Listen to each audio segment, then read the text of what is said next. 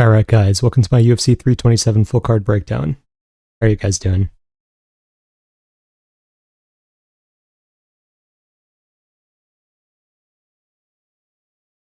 My thing is frozen, let me reset that. Okay, here we go.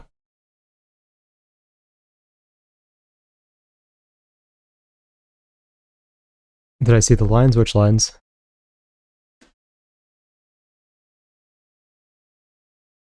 Jiří and Costa face off after they both win. That would be crazy. Hey, Peterson, go to Jan's knee.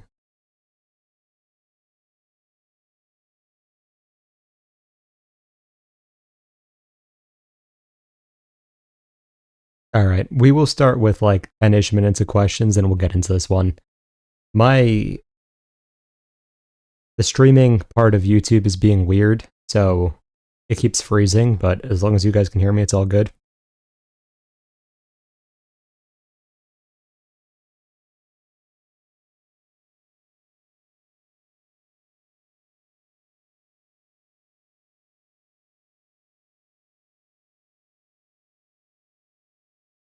According to YouTube, the stream has been at 25 seconds for the last 2 minutes.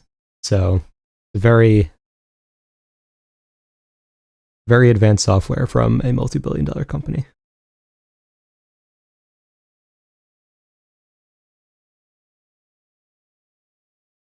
Isaac has trash thoughts.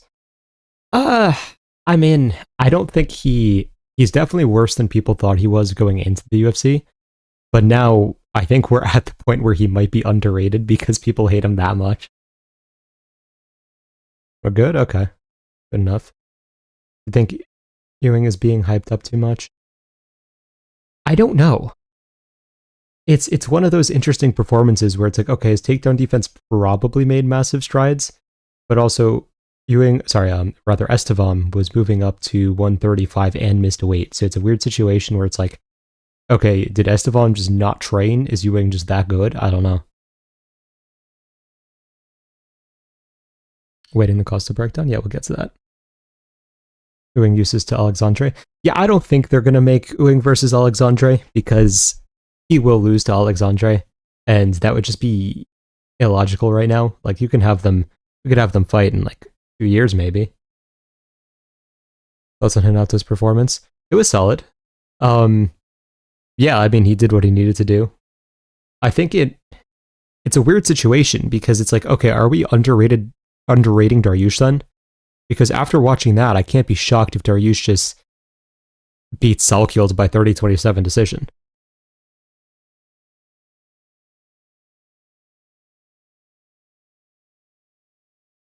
So the weird thing about Ewing that I can't reconcile is that he stuffed all of Esteban's takedowns, but he also was getting ragdolled by a can like 6 months ago. So it's like, okay, maybe you just made a massive leap. Very possible. It's also possible, again, Esteban just isn't taking his career seriously. I guess we'll find out next time. Alexandre should beat Umar, right? I think so, but it's really hard to say. We haven't seen him. I mean, the Begshot performance was pretty solid, but otherwise we haven't seen much in terms of high-quality opponents.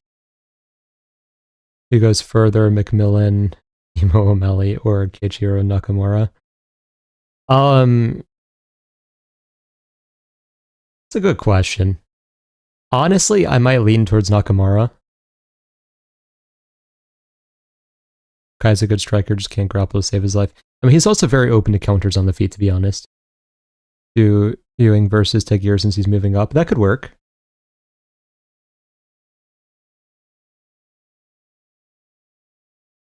Is the algo wash now?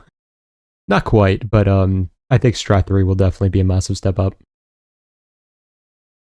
Maybe something was off when Esteban did better on the feet than the grappling. Yeah, I don't know what was, like, he had reasonable boxing in this fight, but just no wrestling. You see Ngannou seeing Ngan would beat Pereira. I mean, of course Ngannou's going to say whatever the hell. Ngannou's also just not very good. Maybe it was an off night for Renato. I don't think it was an off night. It was just the fact that Dariush is a higher... Like, again, one thing I've said about Duncan every single time he fights.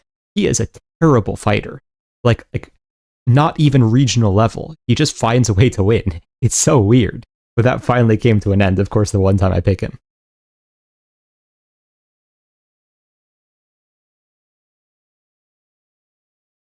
I think it's more likely he made a massive leap. It's possible, for sure. Santiago Luna ceiling. He's very good, so he has a high ceiling, but his fight IQ was a little questionable last time out.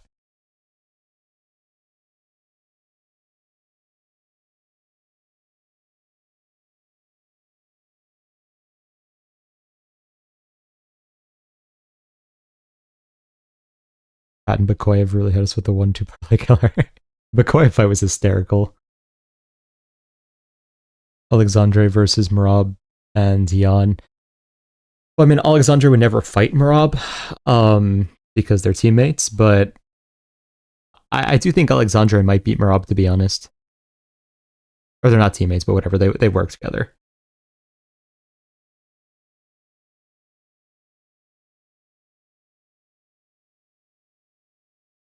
Am I missing something? Why is Pico minus 340 over Pitbull? We'll definitely get to that. Is McMillan being underrated? I don't think so. He's just not that good. Like, I thought that, and I never had a very high opinion of McMillan after the Contender Series fight, but even I thought, like, you know, okay, he'll probably sub, what's his name? Zucchini in a round, or like in like half a round or so. He'll probably make this one look pretty easy because Zucchini's just not a good fighter. And then he arguably got rocked once or twice and had like a barn burner of a round before getting the finish. And it's like, you have no offensive wrestling. Your sub attempts are basically all headlock, snap down oriented. That's all you have. And your striking is super mid. You say Topuria would beat Ewing just because they're wrestling? Not just because they're wrestling. I think the jab focus is a very good way to beat Ewing because he's focused on the volume striking. Not even regional is diabolical. Yeah, that's what I feel like, honestly.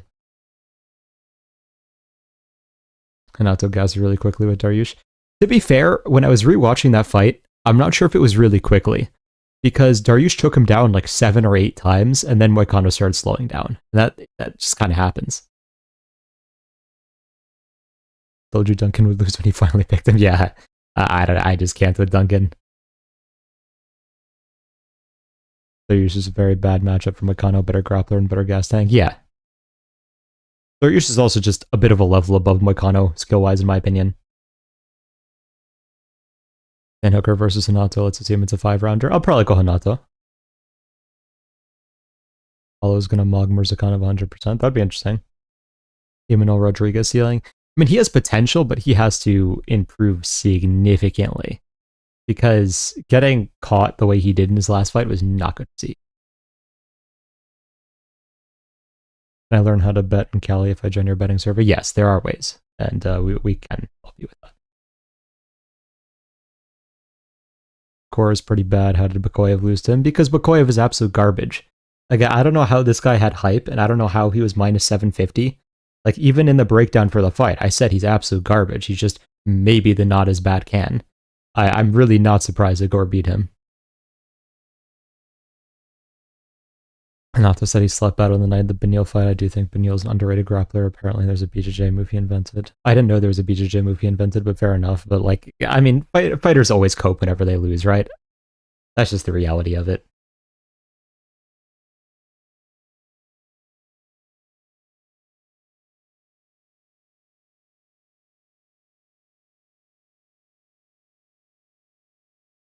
Borjas also hurt Van. Yeah, but he hurt Van very, very early into Van's career. Like, was Van even 20 at the time? That's on Darius Flowers now. He said his cardio issues were due to short notice and elevation. I won't lie, he still looked pretty bad. I mean, he got the win, right? But I can't pretend he wasn't behind until like the slam happens. If Venata doesn't decide to like randomly pull a guillotine there for absolutely no reason, I think Venata would have won that.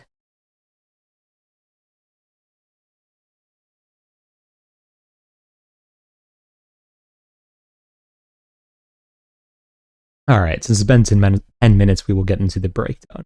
Over. So I will say one thing about today's breakdown. Usually I have pretty well prepped notes.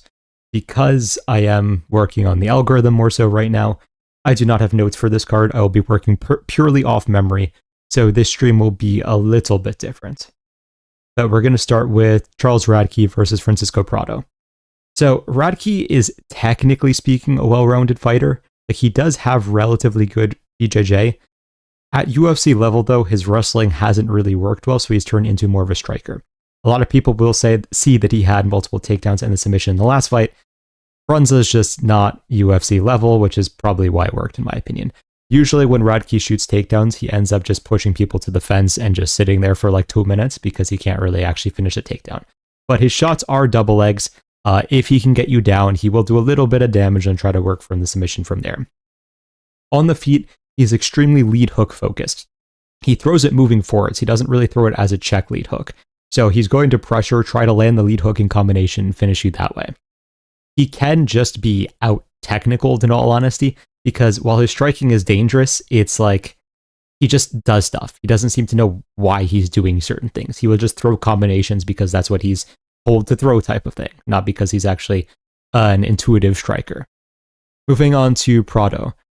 So Prado has a teeny reach for the weight class, as you could see here at 69 inches. Like, even Radke's is not the largest for welterweight, to say the least, but 69 at welterweight is pretty wild. So his style is kind of defined by that. Prado really has to get in close, otherwise he just cannot do anything. So on the outside, he's going to throw a bunch of teeps and calf kicks. Then he'll try to get into the pocket. He'll either wait for you to engage and then counter in the pocket, or he's going to throw overhands and get into the pocket that way. He doesn't have crazy power at welterweight, so he is more of a volume striker, but his technique is relatively clean, so it can work. In some fights, he has gone to the wrestling. He does have reasonably timed blast double legs, but on the ground, he makes really bad decisions that definitely get him in terrible situations, like when he decided to jump triangle against Varetnikov and then ended up just getting smashed the rest of round one. So Prado is one of those guys who's super young right now and has always had a lot of potential, but has never seemed to really put it together. I went back and forth with my prediction for this one a lot of times because Radke is definitely more proven, Prado has higher potential. I am just going to trust my gut this time and lean towards a slightly higher potential and pick Prado to win this by decision. But I really don't know what's going to happen here because Prado has not had it quite so far, so this is me just gambling in terms of the pick that Prado is going to come into this fight evolved.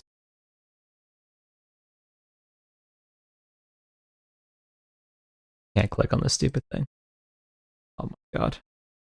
I'm gonna reset the page. Give me a sec.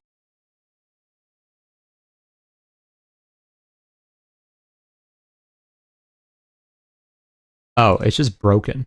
UFC website's just straight up broken. Okay, it's not me or my browser. It's just the UFC website. Well, moving on to Kelvin Gastelum versus Vicente Luque. I cannot open this for whatever reason, despite clicking on it 20 times. So, Kelvin Gastelum is also very small for the weight class he fights in, and his style is defined by that as well.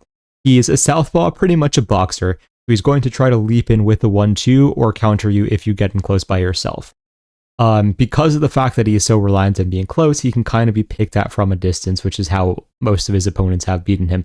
And of course, against better wrestlers, he just doesn't really have the timing to stuff their takedowns. He does have pretty ridiculous power when he does land, though, but in recent years, obviously, with his weigh-in shenanigans, he's been one of the most inconsistent fighters on the roster, and it's tough to fully trust him. Vicente Luque is a power puncher who has good submissions, but will only really use them if you initiate the grappling or if he knocks you down. Well, he did wrestle in the RDA fight. It seems like it was just a weird response to him losing the previous fight, and I don't expect him to do it again, even though he did lose his previous fight here. But anyways, so Luque's biggest weapon is his left hook, and he's usually going to try to get into close to use his weapons. He'll spam uppercuts, overhands, whatever. He isn't as much reliant on his straight shots and such, but he does have some of the most power in the UFC, in all honesty, when he does land. Like, I believe he's either the only person to knock out Bilal or very close to it. So his power definitely has been underrated at times. Defensively, he was so reliant on his chin that when he got brutalized by Jeff Neal, it just seemed like, okay, now that your durability is gone and your defense kind of sucks, there's nothing really left here. So the pick has to be Kelvin Gastelum. I am going to pick Gastelum to TKO Luque here. Luque has just not seemed to want to fight since the Jeff Neal fight. In the RDA fight, he just refused to strike and wrestled the entire fight. Then against Buckley, he just straight up quit, right? Like, there's no gentle way of saying it. He just laid down and let himself get TKO'd. He won the fight with Garimbo, but that was because Garimbo just decided to trade with him in the first 30 seconds or whatever. And then again, against Joel Alvarez, he wanted to quit on the stool, and his corner didn't let him. So I do have to assume that Kelvin is going to knock him out here, or at the very least, win a dominant decision. All right, moving on to Chris Padilla versus Markel Medeiros. Now I will start putting up polls. I meant to do it from the beginning, but that fight being bugged made me forget about that.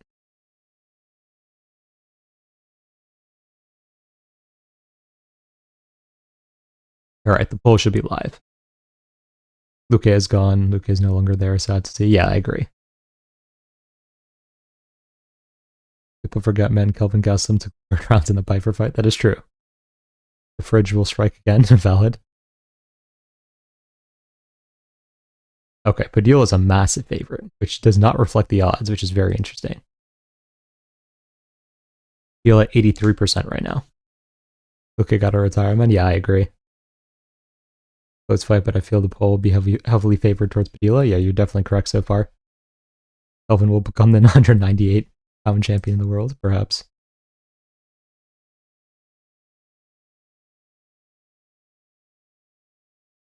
All right, I'll close this one in a few seconds since it's not even close. Padilla is at 87%, closing it now. All right. So, starting the breakdown, Chris Padilla is one of those extreme jack-of-all-trades fighters, where he's not really particularly great at anything, but he's good enough at every single skill that he can identify what in his opponent's skill set is lacking and try to fixate on making the entire fight happen in that domain. So, for example, against Bonfim, he seemingly accepted he wasn't going to be able to take Bonfim down, so he just pressured him against the fence for the entire fight.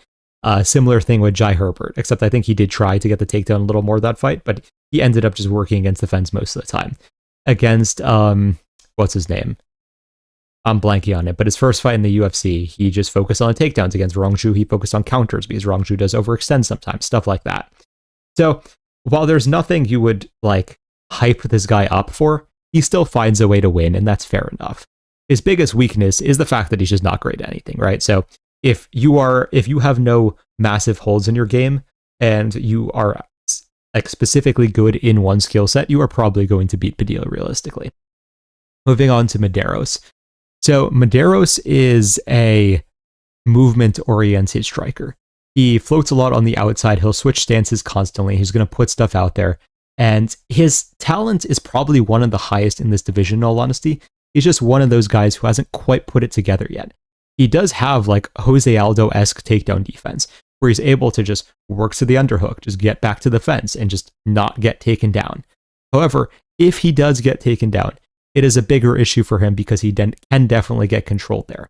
On the feet, he also seems to not have crazy power, despite having relatively clean technique, so he just doesn't end up putting guys away. He is able to slow them down with a bunch of calf kicks, especially if you aren't constantly threatening takedowns. So over the course of the fight, he tends to do a little bit better.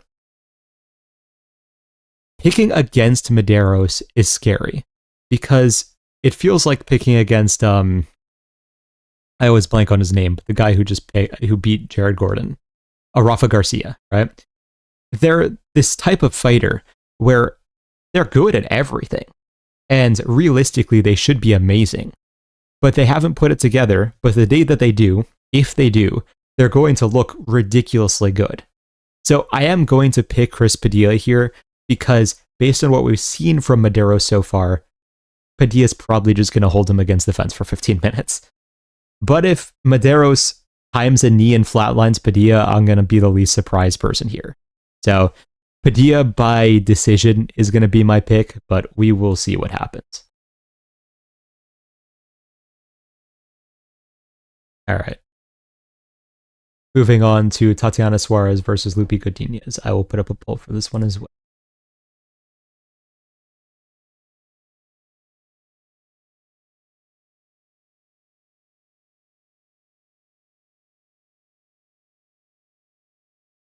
Padilla is pretty good at causing damage, and Medeiros has been my opinion.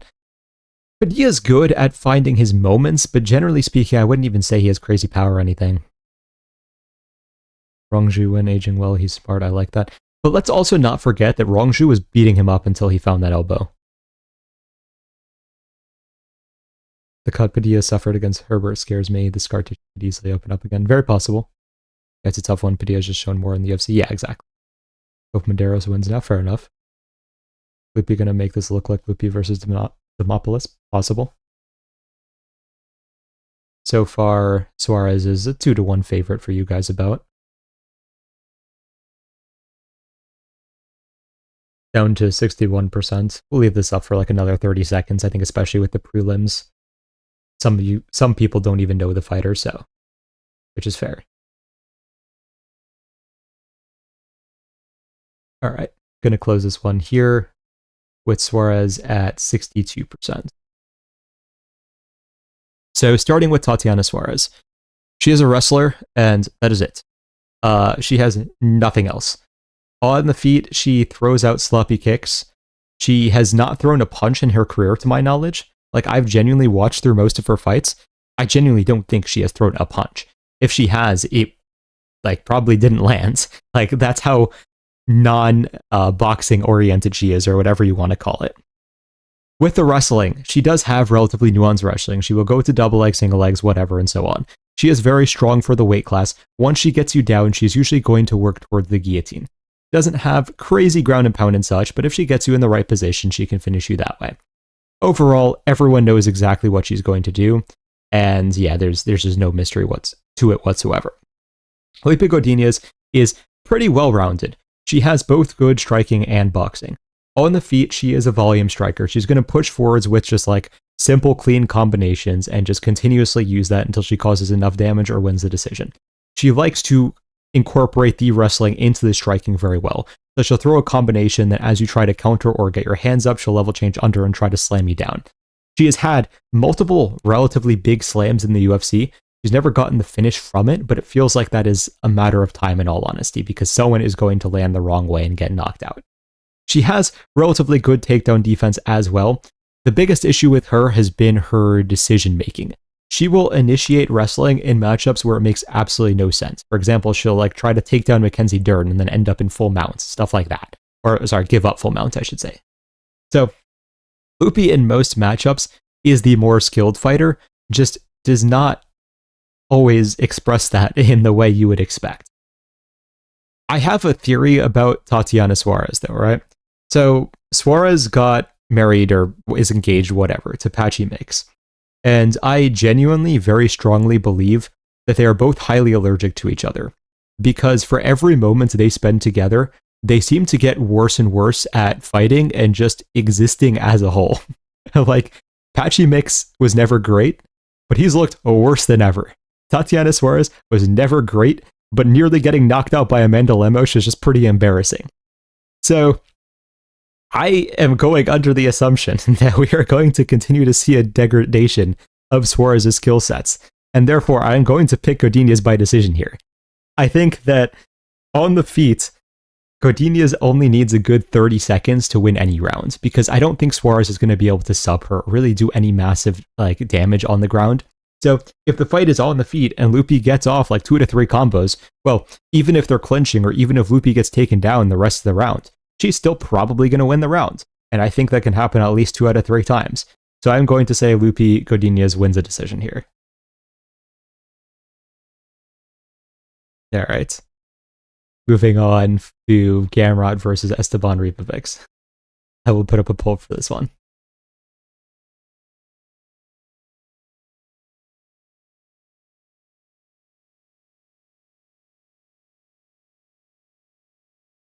A Marriage of Doom, 100%.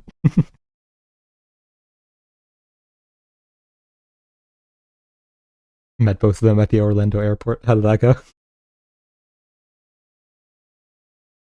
Imagine saying yes to the love of your life and both your careers immediately crash and burn. Yeah, exactly. It's like the first time I've seen this. First actual good fight. I mean, some of the others might be fun. I think Prado versus Radke will be fun, but this is the first like high-level fight, yeah.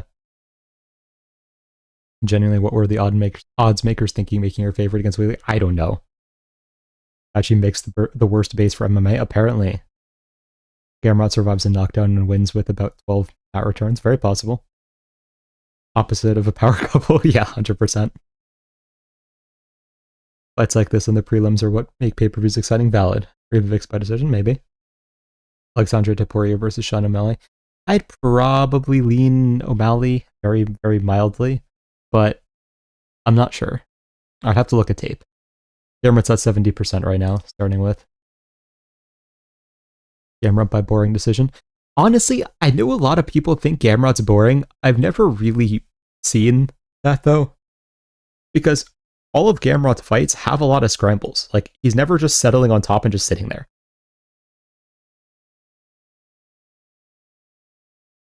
She said she was going to win the belt and he was going to live off her earnings. That's wild. Green versus Zellhuber proves Gamrot will win, maybe. I mean, kind of. Yeah, I get what you're saying. Gamrot by fun decision? Very possible. Gamrot is entertaining against high-level fighters? Yeah. Base take Oracle? Thanks. He smudged Klein? I don't think he really smudged Klein, because even on the ground, he was landing a fair amount of ground and pounds, and on the feet, he was fighting. It's not like he wasn't engaging. But I will end the poll here with Gamrot at 71%. So everyone knows how Gamrot is going to fight. He is obviously a very high-level wrestler, chain wrestler. He's going to constantly look to get you to the mat.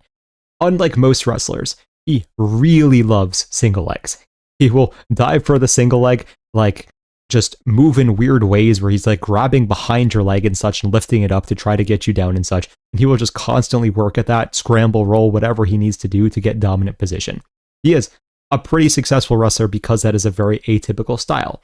However, the detriment of that style is that he usually doesn't establish full control. So he will kind of have like 20 seconds where he can do a little bit of damage and then the person will get back to their feet. On the feet, he is a little bit underrated in all honesty. He has a very clean boxing, he has a good jab, he has solid counters, and he has pretty good movement on the back foot. The biggest problem for him, of course, is that he has no power and that his chin is questionable. Despite his chin being questionable and getting dropped many times, I don't think he has ever been actually knocked out.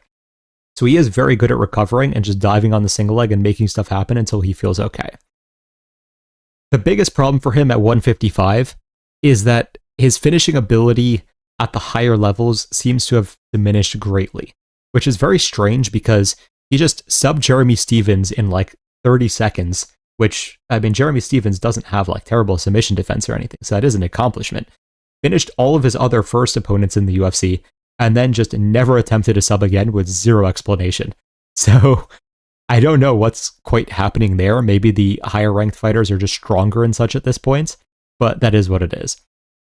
Moving on to Ribovics. Ribovics is a volume pocket boxer. He will put up the high guard, move into the pocket, and basically just look to overwhelm you with volume and pace. He does throw reasonable kicks and such. He did, of course, catch McKinney with the high kick, but generally speaking, he wants to use his hands.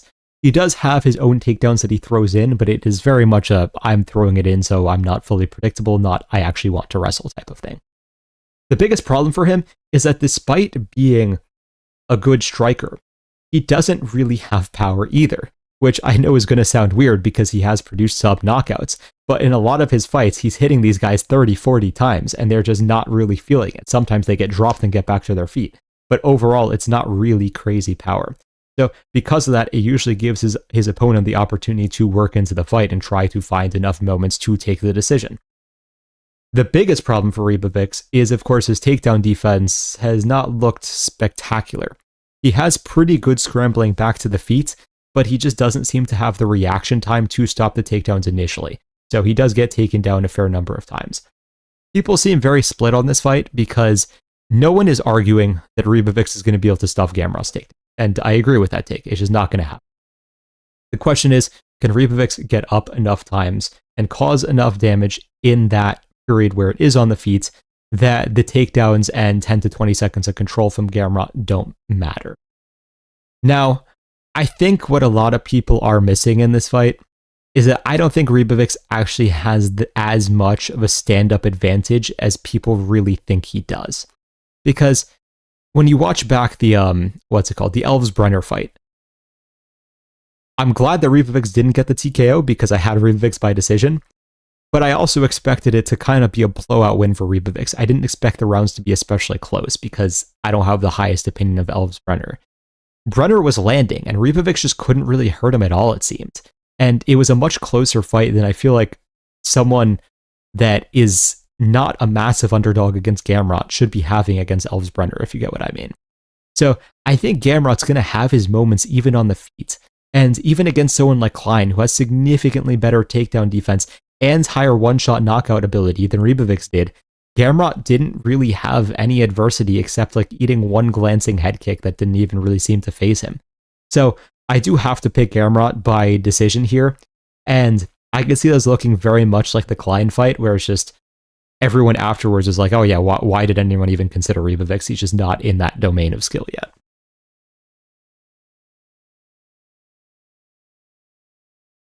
All right, moving on to Kevin Holland versus Randy Brown. I will put up a poll for that.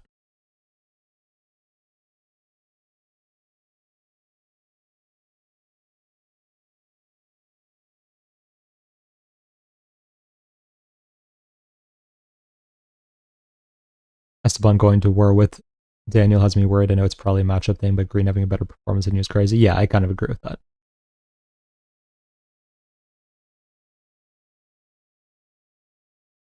Would you fight Prime Jones with the skills of Islam Makhachev but the durability of UFC 322?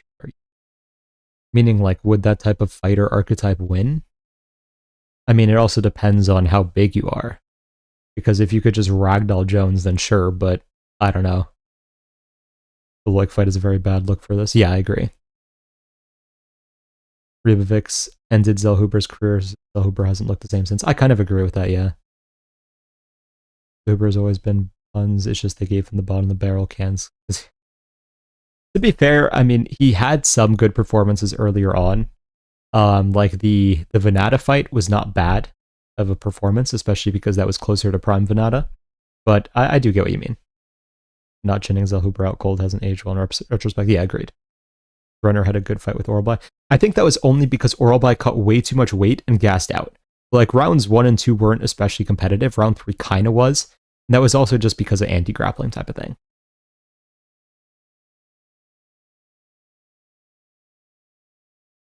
He throws his punches from low. I think Ribovics might win a decision. It's possible. Would Gamrot beat Saryuki in RFA wrestling? I think Gamrot would beat anyone in RFA wrestling. Not gonna lie. I mean, anyone in the UFC. I don't know about, like, outside wrestler. And Kevin Holland by subs, possible. Pretty sure Gamrot got invited to ADCC. Interesting. You bet on Holland Brown, they throw you in a van, take you to Gamblers and Hunt.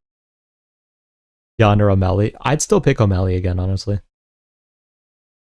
And Gamrot did get invited to ADCC. Yeah, that's interesting. Do you think Bobby Green can beat Ribovics?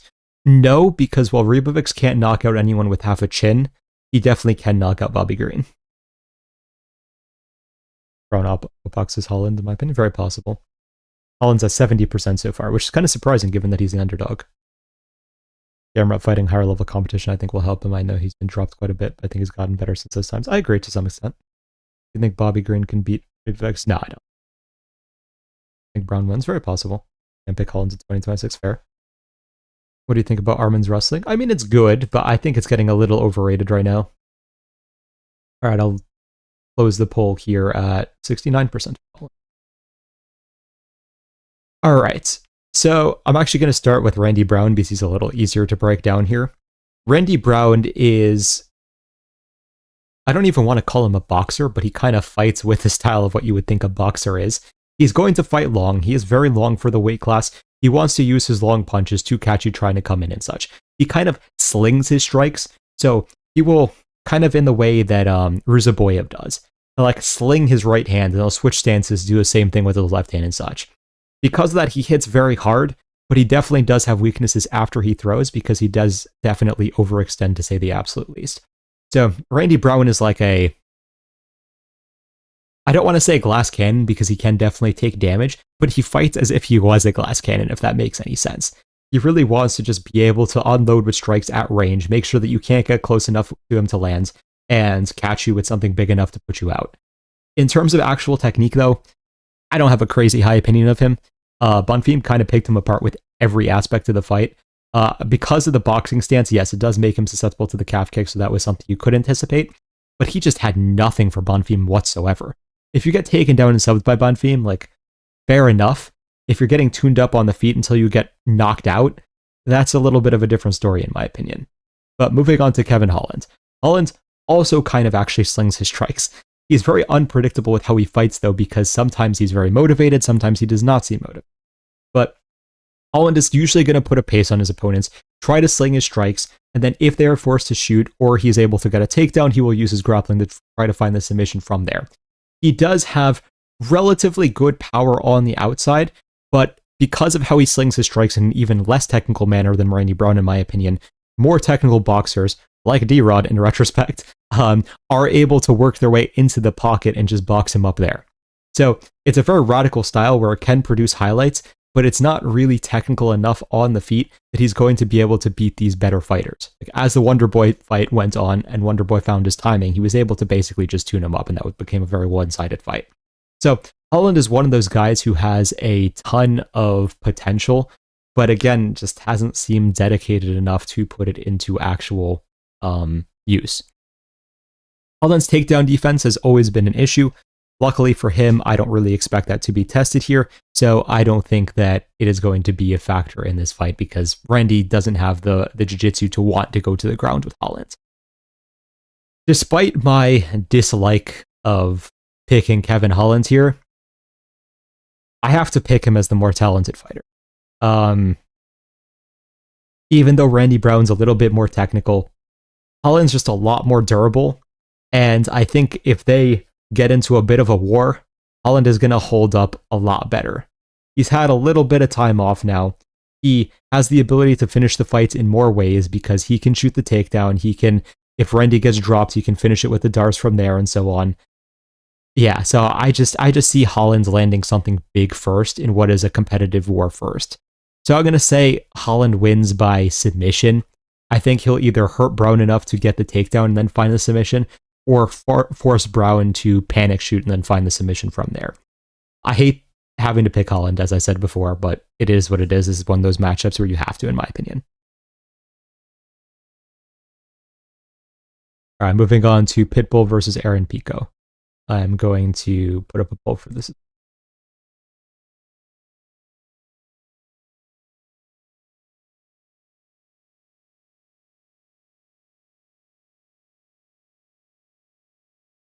My fear is Kevin Chin isn't as good as we think because he got hurt by D-Rod. But D-Rod is one of those guys that if you land him clean, if you let him land clean, he can cause damage. So I don't really think that it's as bad as it seems, though I know what you're saying.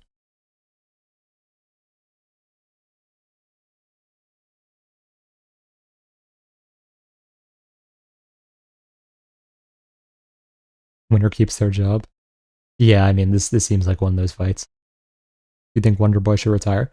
I mean, I thought he looked fine last time out, so I don't think he's one of those guys that has to yet. Taking Pico, but no idea how he's the biggest favorite on the card. Yeah, we will get to. How do you handicap this one? It's going to be Pico coming forwards with volume and looking for the one big shot. Yeah, agreed. Never forget Nico Price KO'd Randy. True. Pico starting at 57%, down to 56, down to 55 actually.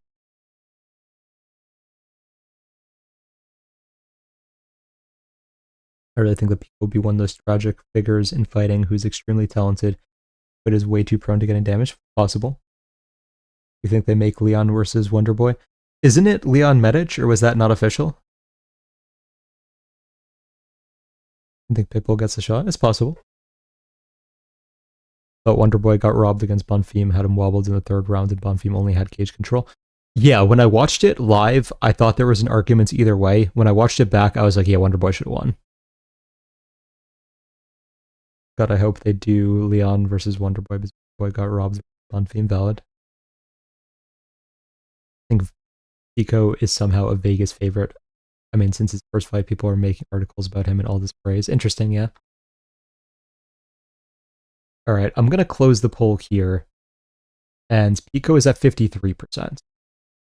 Now, I will say, even before I start the breakdown, I feel like the percentage from you guys is a lot more accurate here than the betting odds. So, but we'll get into that. So, Aaron Pico is technically a high-level wrestler who transitioned into MMA. However, he did do Golden Gloves boxing, and I know while many people don't feel like that is a legitimate expression of boxing skill, he definitely fell in love with the boxing a bit and does love to use his hands. He's going to move forwards constantly. He will alternate between just blasting combos and shooting takedowns. He mainly shoots double legs, but does have a variety, and he is going to be able to out-wrestle most people on the roster realistically. When he does get the fight down, he will go for some ground and pounds, but his ability to maintain control is literally non-existent, like in the sense that it feels like he's never taken a BJJ class in his life. He has zero idea what to do. So he gets people down, they just stand back up, and then we repeat the entire process. But on the feet, he is going to go to the body much more often than a lot of fighters will, and his constant pressure and power does break a lot of fighters. The biggest issue for him on the feet is that because he is so aggressive, he is prone to being countered, and he has an absolute glass chin, and glass might even be generous. If you touch him with anything, he will just absolutely die. A lot of people think that his durability is being over talked about because Murphy landed a spinning elbow, but like, no, watch his Bellator fights where he gets knocked out. If he gets touched, he will die, and that is a very consistent thing. Moving on to Pitbull. Pitbull is one of those fighters who has really changed throughout his career. So in his prime, he was a completely different fighter, but I will break him down as we see him now. As we see him now, Pitbull is kind of just a one-hit power puncher who also has grappling upside. He's not really going to set anything up on the feet. He's just going to wait around and then hope he finds some massive overhand or uppercut or something along those lines and put you out from there. He will sprinkle in the wrestling and then use that to either secure rounds or try to work towards a submission, but it doesn't seem to be working against the higher level of opponents, so take that as you will. I do definitely expect Pico to have the wrestling edge in this matchup, but Pitbull does have pretty good takedown defense, so I am interested to see how that interacts here. Now, this fight just goes one of two ways. Either Pico breaks and finishes Pitbull, or Pitbull finds the one shot and kills Pico, basically. I have zero idea how Pico is minus 350 because Pitbull could probably knock him out if he lands a stiff jab. I have to pick Pico here because Pico's the much better fighter, he's much younger, he's getting better, all of that stuff, right? So I have to pick Pico, and I'm going to pick him by TKO. But I have no idea what lunatics are betting on Pico at minus 350. Like, this should be like a minus 130 fight, in my opinion, for Pico. I'm very shocked at the opening odds, or sorry, not like all the odds, because the fact that Pico hasn't rubber banded back down to like minus 150 means people are still taking him at minus 350. So I am really shocked with how all the betting for this fight has gone so far, and I am curious to see what happens because I don't know what Vegas and like quote unquote sharp bettors are seeing that all of the rest of us are not. But and one other thing about Pico, a lot of people are running with the narrative that like, oh, he was beating up Murphy and then he just got caught. I feel like a lot of people haven't rewatched that fight. Murphy was defending extremely well and landing counters extremely well also. Like Murphy was winning pretty much every second of that fight, despite Pico landing maybe a few good body shots. So I wouldn't be like, oh, he was beating Murphy, therefore he's going to beat Pitbull as a good argument, because it's really just not here. All right. Moving on to Cub Swanson versus Nate Landwehr. I will put up a poll for this.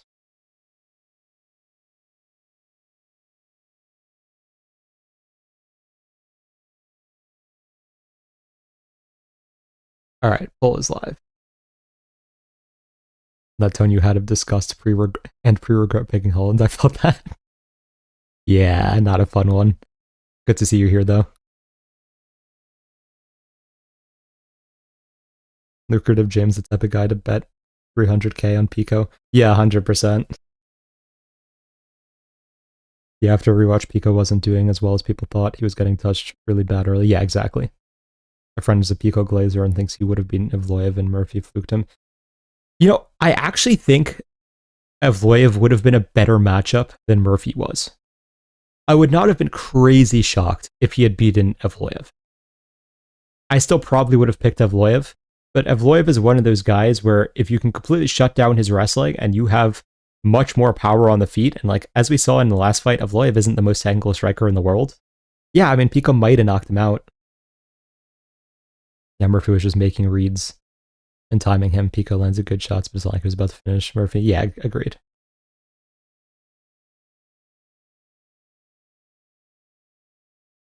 I feel like just looking at the guys they lost against in their first fight kind of tells a good story. I know MMA math doesn't work and all like that, but I feel like something should be said there.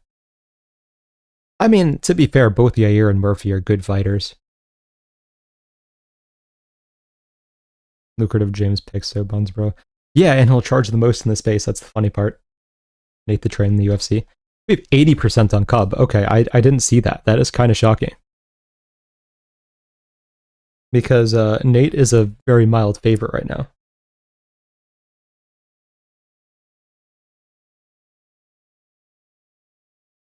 I watched Cub's first retirement live in Tampa and hoped he wouldn't come back because he'd have a better retirement than that. Yeah, agreed. I don't know why he did come back.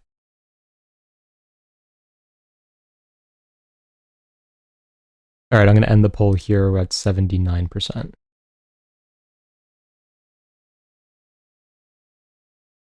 Okay, so starting with Cub Swanson.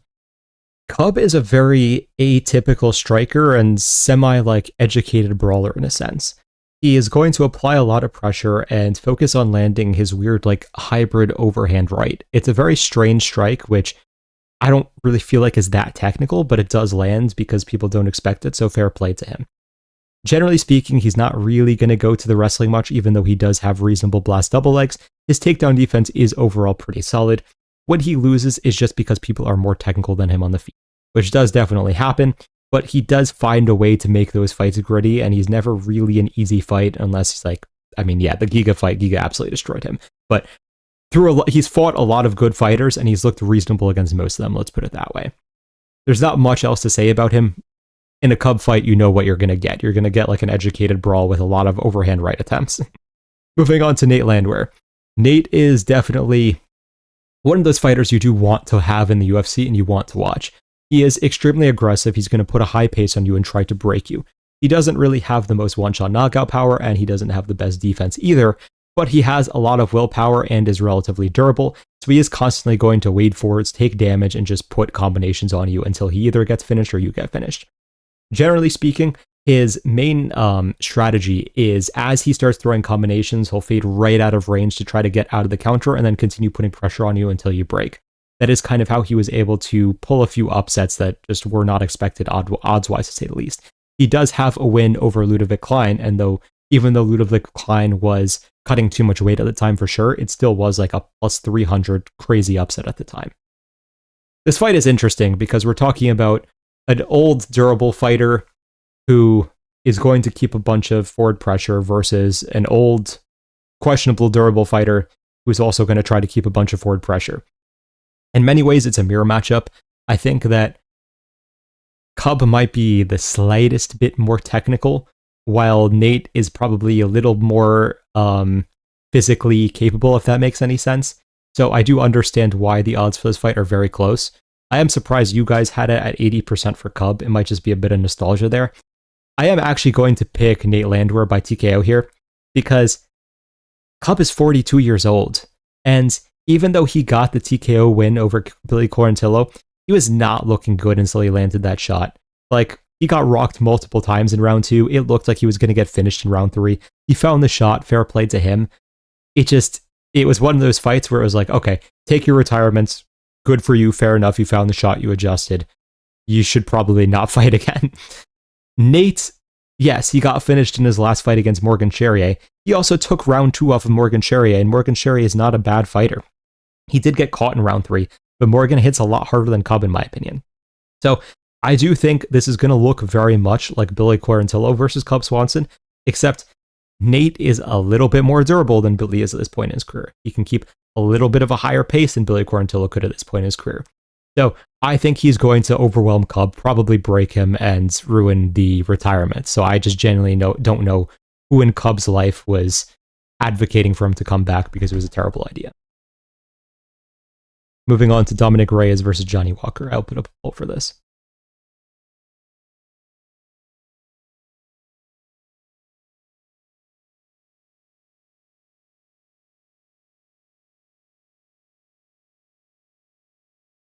Oh, audio is cutting out. Stream good for me. I don't know what's up. Interesting. I think it's a YouTube thing then.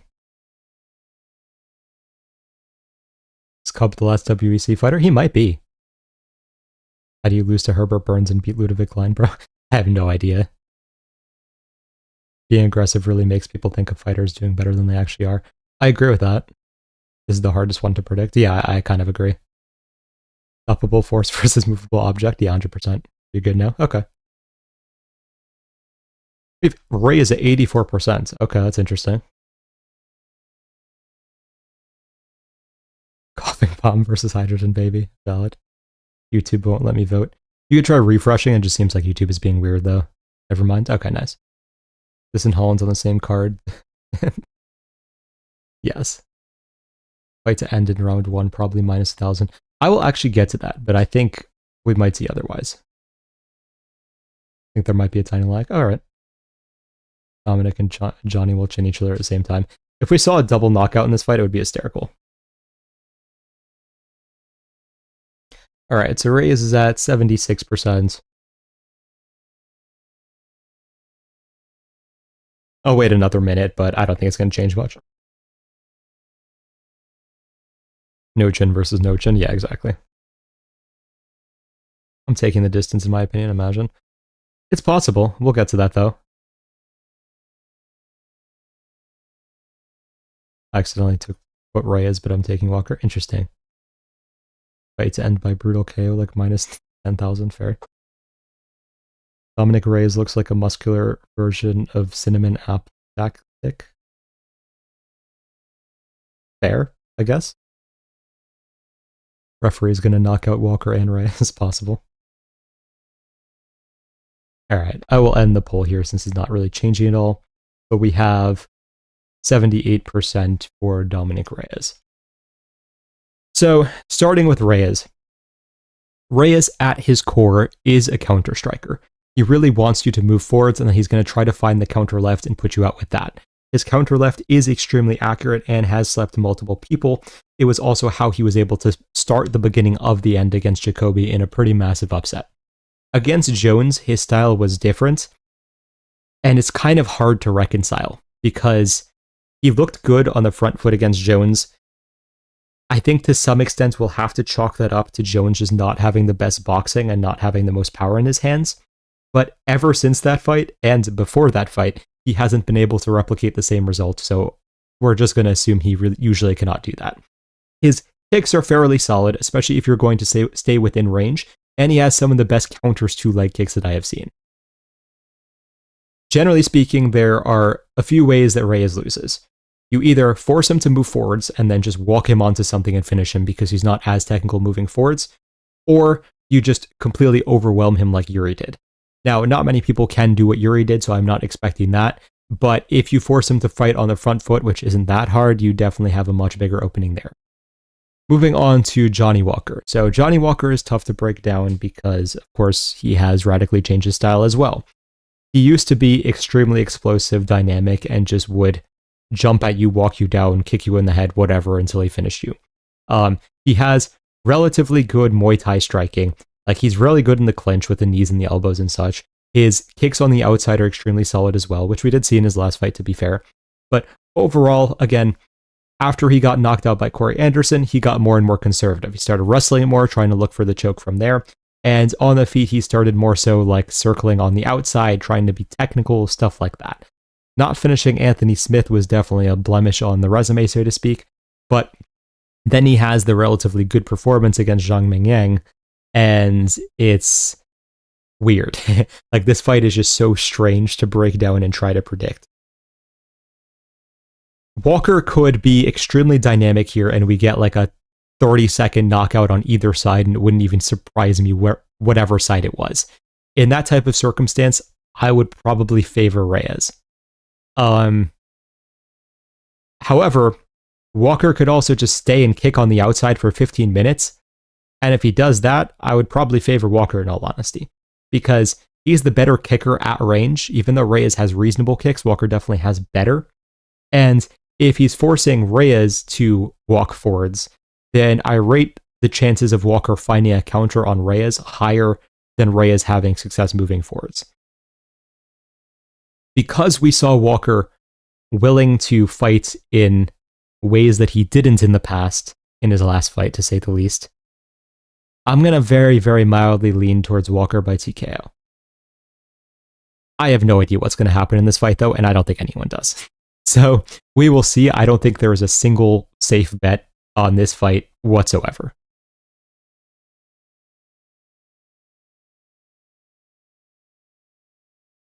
Moving on to Curtis Blaydes versus Josh Hokit. I will put up a poll for that.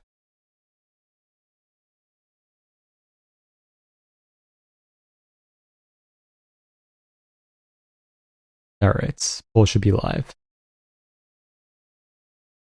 Draw up plus 4,000 looks nice in case of a double KO. I don't even know how double KOs are handled. I guess it would be a draw. It was only leg kicks, though he didn't do really anything else in that fight.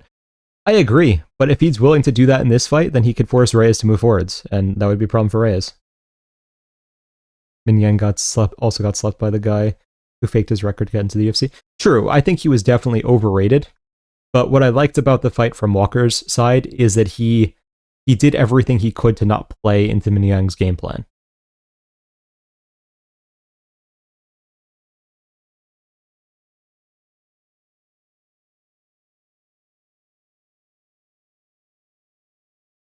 What's did Curtis Blaydes do to the UFC that they're giving him unranked guys, or his manager is just terrible?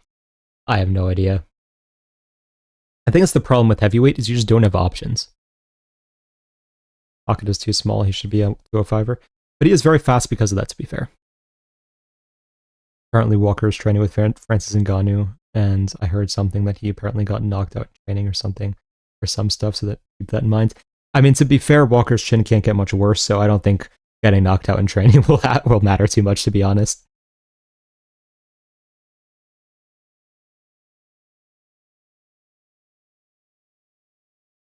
I think double KOs are counted as whoever gets slept first. Is it? I feel like that wouldn't be right, though.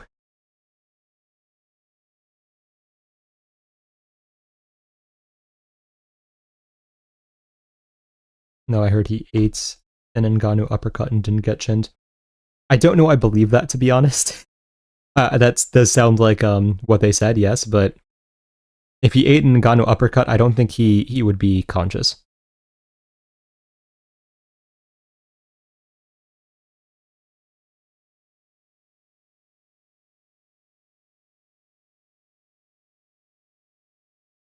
Double KOs are always scored as a draw. Okay, fair enough.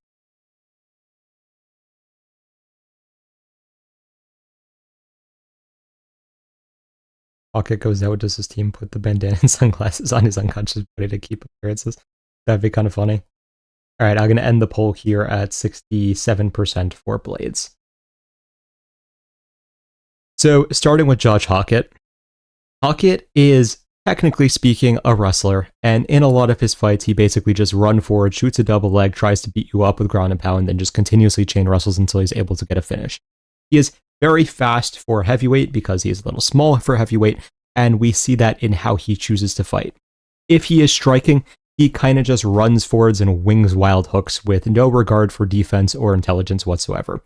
He is fast, he is powerful, and that has worked so far. However, there's no setup, there's no real technique, there's no, if I get countered, this will happen. It's just wing hooks and hope you land.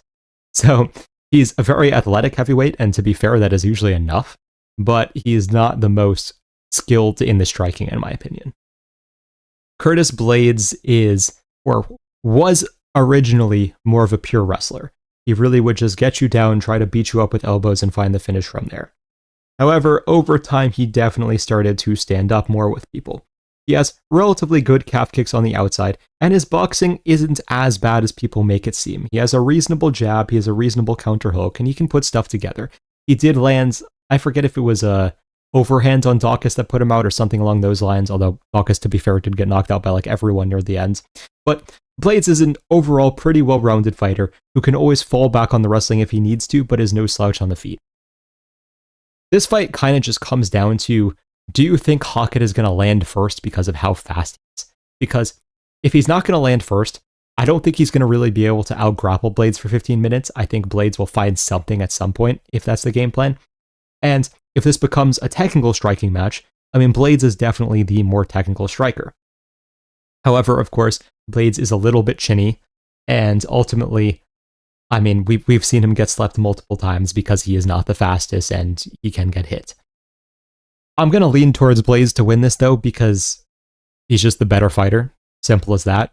And I feel like with how reckless Hokit is, and with how much success he's been having, I could see Hokit just running in, thinking he's going to chin Blaydes instantly, and getting clipped by like a check left hook or something like that. So I'm going to take Blaydes here by TKO, but I'm not wildly high on that because it's heavyweight. All right, moving on to Azamat Murzakanov versus Paulo Costa. I'm going to put up the poll for this.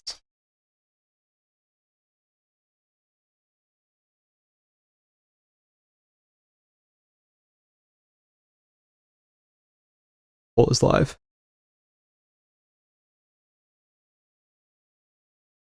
Oracle, do you think Hokit can become the new Dober and beat Blaydes due to certain motivations? We'll find out, I guess. Hokit's 2 UFC wins are over a couple of the worst heavyweights of all time. Blaydes will stuff and knock Hokit out. Very, very possible and likely, in my opinion.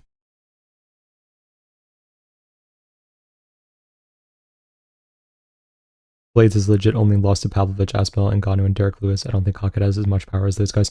He doesn't have as much power, but Derek Lewis also is as fast as your average neighborhood slug. So that could matter. Don't forget, man, he's 1-1 with Aspinall. True, technically.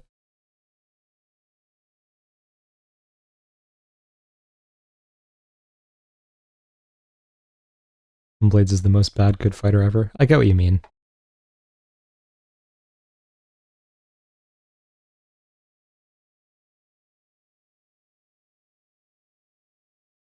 Can Azamat and Paulo, I think, will at least drop him 2 times. We'll see. Right now, Azamat's at 64%. Murzakanov's nickname is so ironic to me because he's called the Professional and like popped for juicing however many times.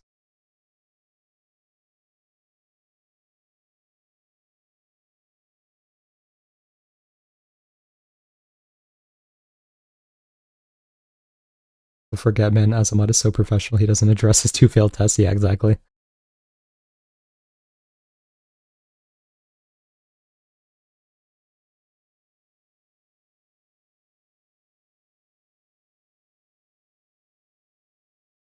Alright, I will probably end it here with Murzakanov at 65%.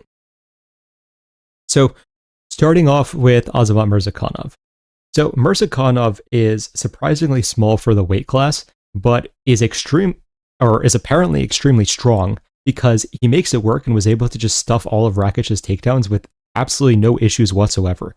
The scrambling he was able to do to get out of certain positions as well is not something I expected from someone with his build. So his takedown defense is absurd, even if it isn't going to matter here, just thought I'd mention that.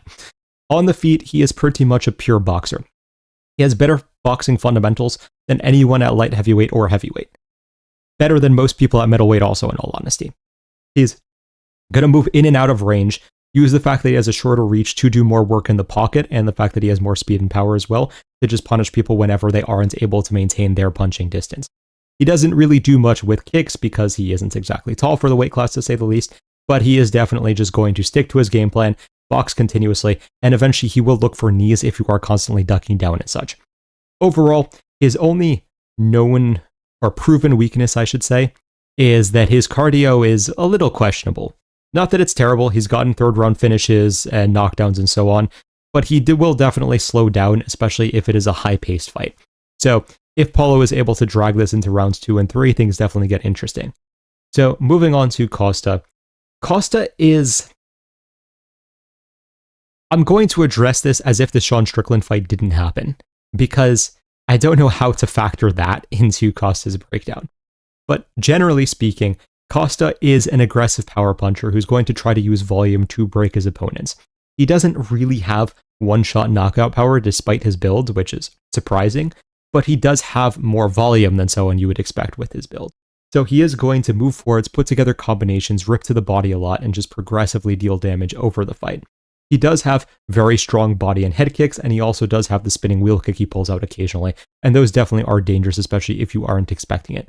He is relatively durable, but he has also had the questions in terms of his weight management, and the move up to 205 here is very confusing to me, because if he had just dedicated a few years ago to only fighting at 205, I would have been like, okay, that makes sense, you were having trouble making weight, all that stuff. But now I don't know if the UFC just wanted someone to throw against Azamat, if they just wanted to transfer Paulo's like name recognition to someone more predictable, or what the deal is here. I guess they're thinking like they'll have one star emerge from this fight and then they can try to push them from there. But this fight is a little difficult to predict because Azamat is the far better boxer and definitely has much more one-punch knockout power. Costa, I don't want to say he has crazy cardio because he definitely slows down, but I would trust him a little bit more in a high-paced, longer fight here. I am going to mildly lean towards Murzakanov to get early TKO here, because I just don't really trust Costa as a fighter, in all honesty. And I think Azamat's a little bit more technical in the boxing. But Costa definitely, with the right game plan, could drag this later into the fight and make it very interesting. But yeah, official prediction is Murzakanov by TKO early. Alright, we'll move on to the main event. I will put up a poll for this as well.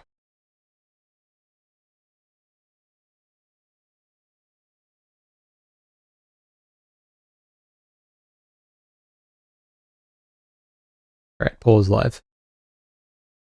I think Azamat hurts Costa, setting up the left with the body shots and pressure. Very possible.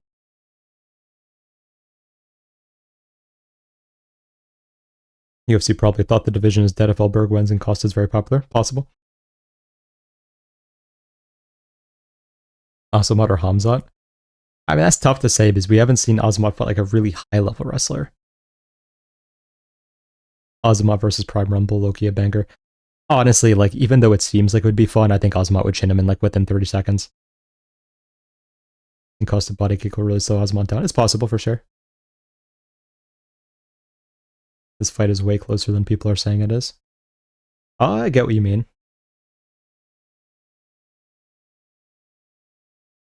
Open stance helps Costa's kicks 100%.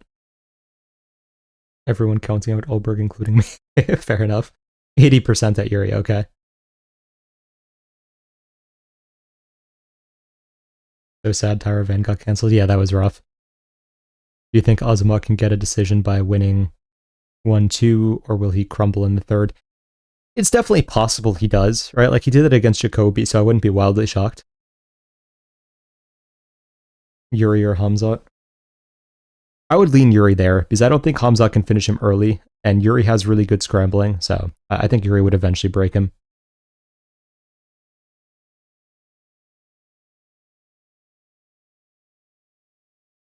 Alright. Poll is at 84% for Jiří now. We'll probably end it here.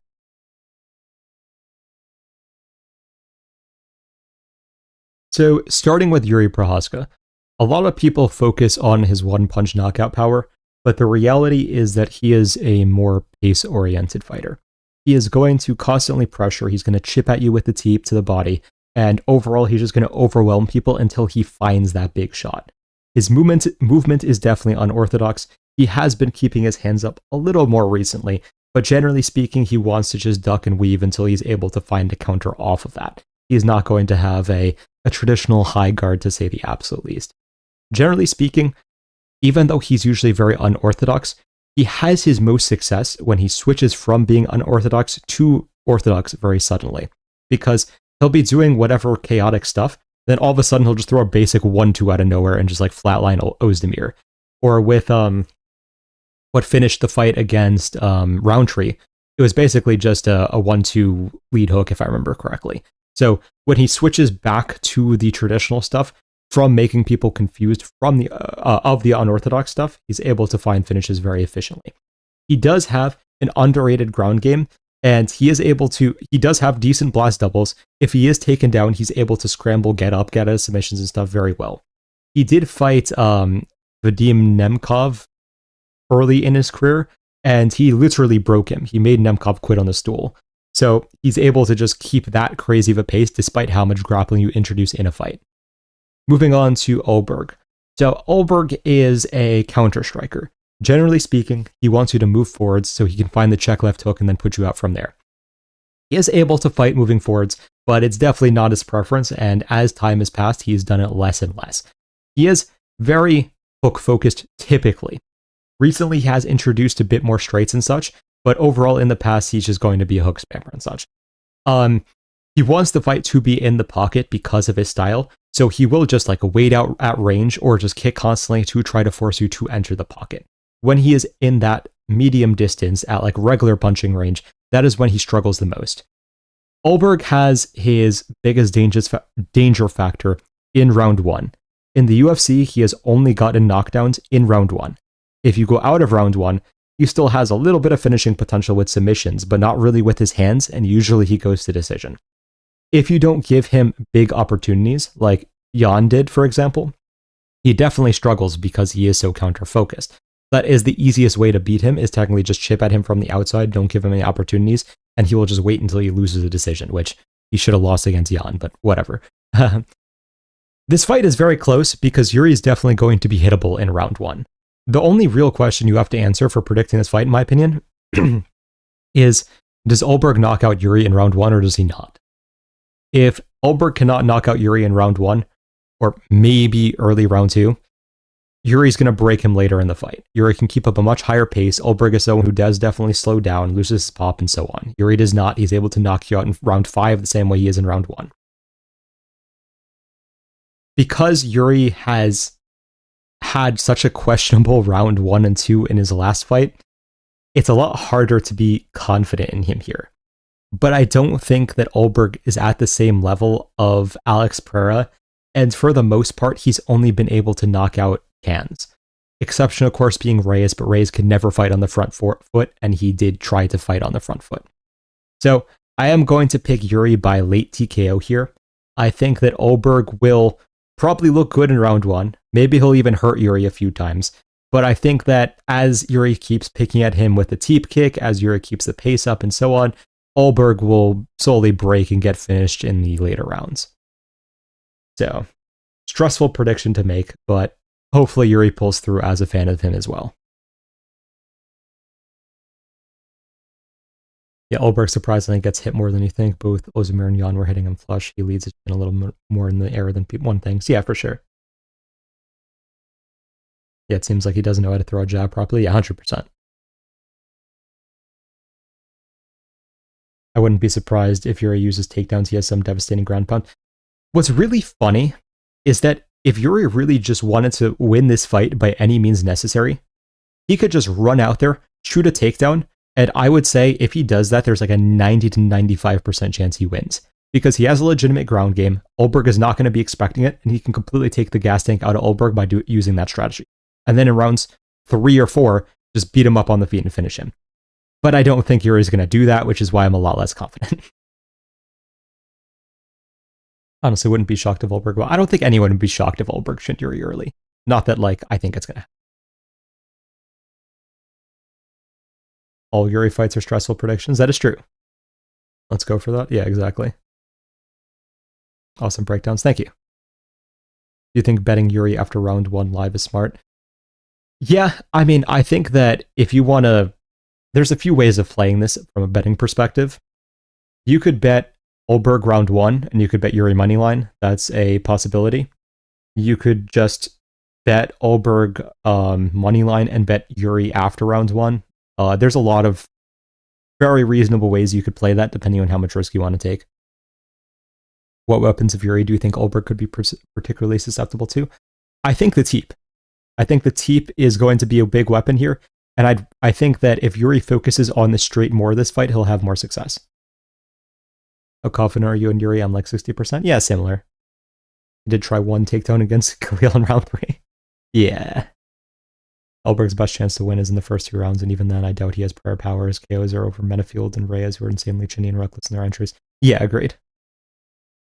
Ulberg's wins are so underwhelming to me. Debatable win versus Jan, and his best win is Reyes, who could be knocked out by Gastelum. True. By the way, Hamzat or Alex at 205? Probably Alex. Didn't Jiří look awful versus Roundtree in rounds 1 and 2? Super telegraph shots that had no thud.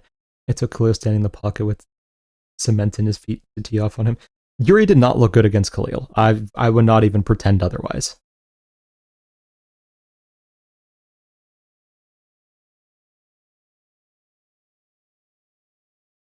Oracle giving out the sauce for free. Join the Discord gang. Yes, for those of you who are betting on this fight, do consider joining the Discord. The link is in the description below if you do want to sign up for the betting service. Jiří or Rumble? I'd probably lean Jiří, but I'm not that wildly confident. But what we want to know is, can our boy Urseg win another fight versus Perez? I thought he was fighting Tim Elliott. Am I crazy? I think Khalil is faster than Ulberg, but Ulberg hits slightly harder. Very possible. Live betting Jiří is an underdog after dropping the first 2 rounds of the move, I think. Fair enough.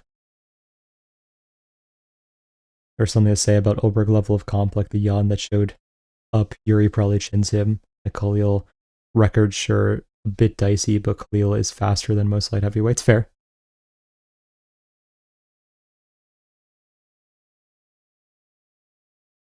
I've seen how Jiří uses those sneaky trips in the clinch. Could he use this to offset Carlos and overwhelm him? It's possible. I mean, I think just shooting double legs would be a better idea. Azamat versus Jiří. I think Jiří would survive round 1 and then win later, but it's also a stressful one. People using the Khalil fight, but in my opinion, Khalil is way more explosive, faster, and definitely hits harder than Ulberg. The explosiveness gave Jiří a ton of trouble and made him sick. I think he is faster.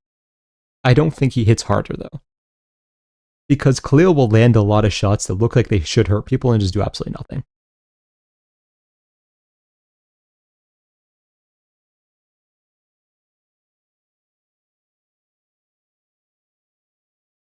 I'm probably not going to keep this stream too long, by the way, guys. I'll do a few more minutes of questions and we'll probably wrap up there. I'm working a lot for the next algorithm, and I'm hoping to get it out for this card, but I'm not positive it will happen, so we'll see.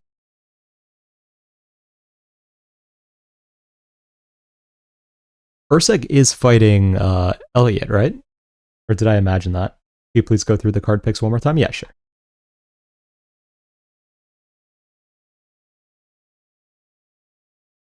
All right. Starting with Prado by decision, Gastelum by TKO, Padilla by decision, Godinez by decision, Gamrot by decision, Holland by submission, Pico by TKO, Landwehr by TKO, Walker by TKO, Blaydes by TKO, Murzakanov by TKO, and Jiří by TKO.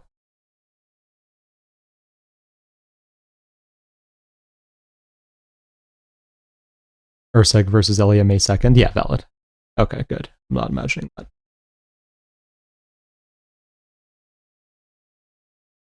Who at 170 would ragdoll Ilya in the grappling, if anyone? I mean, now that Chimaev is out of the division, I don't know if there's any like crazy grapplers unless I'm forgetting someone. Do you really rate Alexandre Topuria that highly after losing a round to thickness? He didn't, though. That was like a 30-27. Oracle, I've never seen your opinion on how the first Volk versus Islam fight was scored. Okay, I have a very, very controversial opinion on that fight. And I thought that Volk very clearly won. Now, that's not because of round 2. Round 2 was close, even though I gave it to Volk. But I had Volk by 49-46, because if you score correctly, Volk has to win round 4. Now, in round 4, Islam had a lot of control time, did absolutely nothing with it. Volk landed a lot of shots on the ground, and, in my opinion, very clearly took the round off of them. So, even if for some reason you give Islam round 2, which I still think he lost, well, Volk would still win 48-47. And, like, there's no real, like, yeah, round 2 is a little subjective. I don't think round 4 is subjective.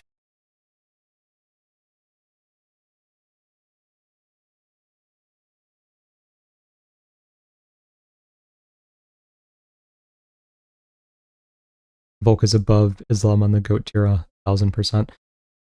I feel like in terms of actual accomplishments, unfortunately, since he didn't get that decision, it doesn't pan out that way. But if we actually rate things properly, then yes. Never really heard your opinion on Gabriel Bonfim. Is he someone you rate highly? I rate him fairly highly, yeah. Honestly, judges are meant to be biased. Shake my head, fair.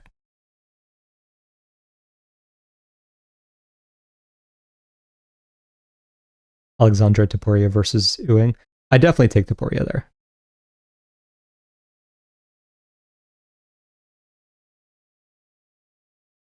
Thoughts on Jack Slack?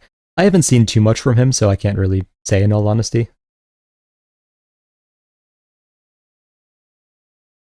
Better powder shots from Volk doesn't mean anything versus control time against Islam. Optically, Islam controlling him wins it easily.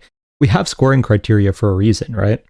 We can't just say, oh, this looked like this, therefore this person wins the round. We have damages first, even cumulative damage. So Islam holding control time would only matter if Volk didn't land any strikes. Volk landed more strikes by a very sizable margin. Therefore, he very clearly wins the round. Like, it's not even a debatable question.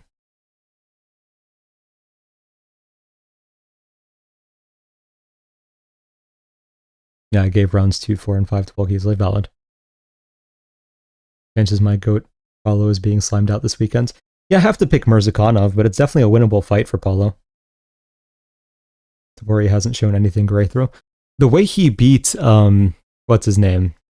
Bexot, in my opinion, did impress me, because I was not confident about that fight, and he made it look much easier than I expected. Had Volk beaten Islam, how would him versus Charles go back then?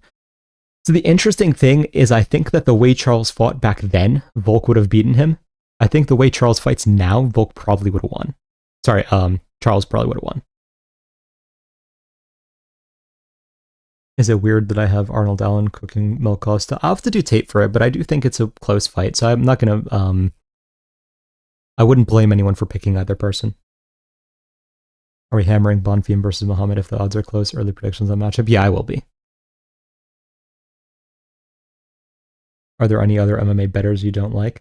I mean, most of the time, I don't really care what people do, right? It's like, I think there's a lot of really bad ones, but it's not my problem. I think that, what's his name? Lucrative James is just funny because of how terrible he is.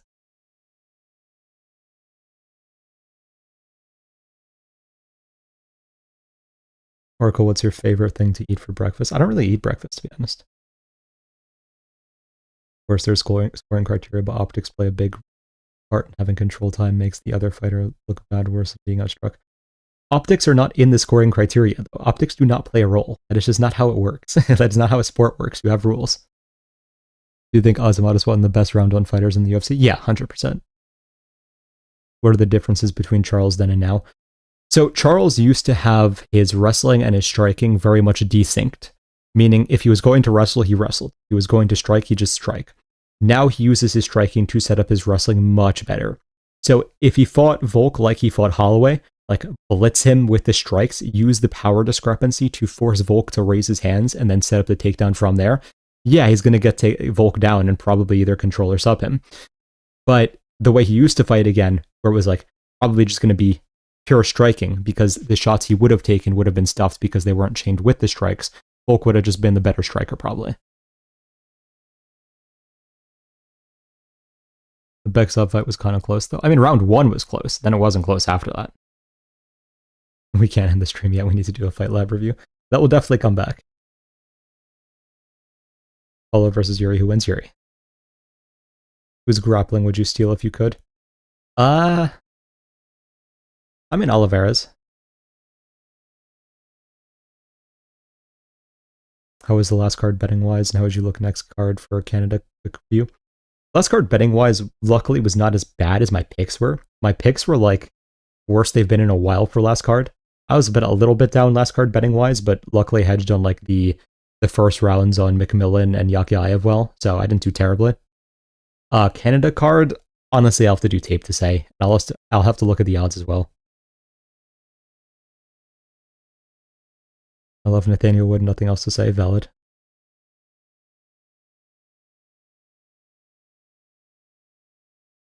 Not good card for most of us.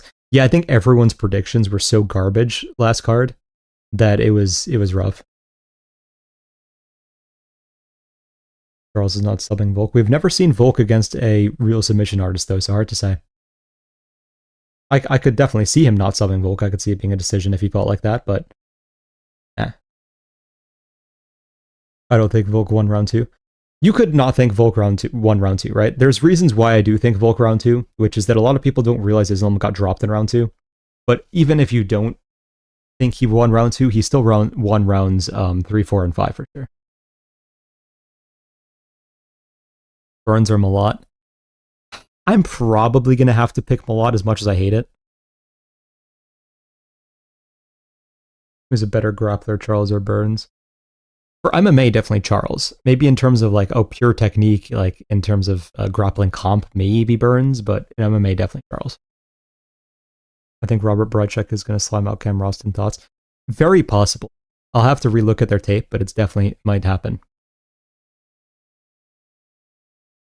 The Beksov fight was kind of weird because I felt like he just abandoned the calf kick for no apparent reason. I'd have to watch it back in all honesty. How do you think an Armin Oliveira 2 would go? I think Oliveira would finish him late. Is anyone else's audio completely gone? Seems like everyone else can hear, but...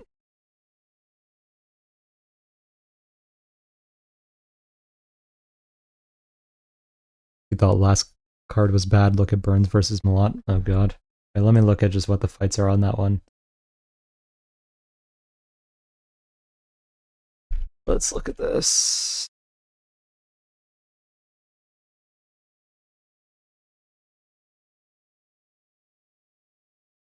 We have Andre Lima versus someone. Mitch Raposo versus Milan Nascimento. That's not bad. JJ Aldris versus Jamie Lynn Horvath. That's okay. Crowded versus Lenziakova. Okay. Tanner Bosa versus Gokhan Sakarim, or however you say his name. Okay. That kind of sucks. I don't even know who Julian LeBlanc is, not going to lie. I'll have to figure that out. Dennis Bazukia versus Marcio Barbosa. I know Barbosa has hype, but we'll see how that goes. Jasmine Jasdavizius versus Craney Silva. Okay, that's just going to be a Jasmine decision. Mandel and Nalo versus Jai Herbert. That's okay. I actually think that, like, even though this card doesn't have crazy name value, I don't mind it because I do think most of these fights are going to be entertaining.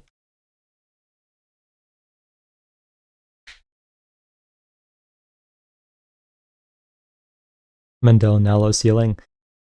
At most he'll win this fight. I don't even know if he'll win this fight. We'll have to look at it, but I don't think he'll win anything after. How would you say Peyton Talbot versus Alexandra Topuria goes? I mean, Topuria is just going to jab his face to death. Ken really gets done more dirty than the Apex. Sometimes true. I hope Strickland leaves Chimaev as a vegetable. Fair enough. Nalo versus Herbert, early prediction. I honestly have to watch tape. I don't even really remember how Nalo fights. I know he's super aggressive, but I'm forgetting. Rob versus Aldo, both in their prime. Yeah, I'm probably mildly leaning Aldo. Imvov versus Piper predictions. I take Imvov. From Winnipeg, and it's crazy the card they served up after a decade away. That sucks, yeah. Those confident predictions in the card. For this card, there's no crazy confidence, not gonna lie. I mean, all these fights are kind of close. Probably Gastelum, if I had to say. Who's a better striker, Michael Chandler or Josh Emmett? Michael Chandler. But Caleb ceiling. You know, if he cleans up his striking a little bit, he could go very far. Mike Mlad is the Canadian face of current MMA. I don't know if that's a great sign for Canada, not gonna lie. Alexandre Topuria versus Ethan Ewing right now. Seems like a fun one, but probably better if they made higher up in the rankings. Yeah, I think Topuria would take it without many issues right now. I think that in a few years, it'll be more fun. If Islam beats Ian and Ilya, is he the GOAT? It could be debatable if Alex beats Gon and Tom. Low-key Charles Jourdain is the face of Canadian MMA, fair. Yeah, sorry, I cut my message short. That's how bad our fighters are. Fair enough. Favorite Canadian fighter currently for me? I think it's Louis Jourdain. That's his name, right? Malott cannot lose to the ghost of Gilbert Burns. I mean, he lost to the ghost of Neil Magny, so. Islam beats Ilya and Ian. He has to be the GOAT, not gonna lie. I mean, he'll definitely be only in contention with, like, if Alex beats Gon and Tom. Because Triple Champ is definitely impressive. You're acting like Ewing doesn't have a good jab, too. His jab is okay, but it's not, like, nearly at the level Topuria's. No ways Islam has beat better competition. I agree, but Triple Champ is, like, the first Triple Champ in history is definitely an accomplishment. If it happens, that is.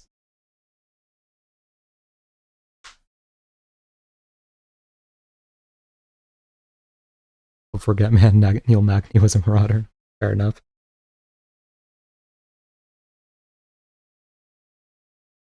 I think that Islam, like, again, his resume looks better on paper than it is in reality. Because if we assume he lost the first Volk fight, which he did, then the second Volk fight wouldn't have happened anyways. And that's like a short notice fight I can't really count. So I don't count him as having a win over Volk at all. I count him as having lost to Volk. Then, okay, he fought 50-year-old Dustin. He fought Moicano, who, despite the Duncan win, I still don't rate that highly. So it's like, okay. And then he moves up, he beats JDM. I mean, that's a good win, sure. But I still don't think his resume is as good as people want to pretend.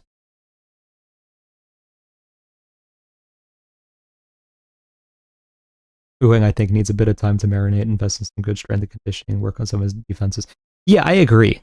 Like, it's not like Ewing doesn't have potential, but I don't know why people want to pretend he's like is ready for the rankings right now or anything like that. Give him a year or two and then give him a shot.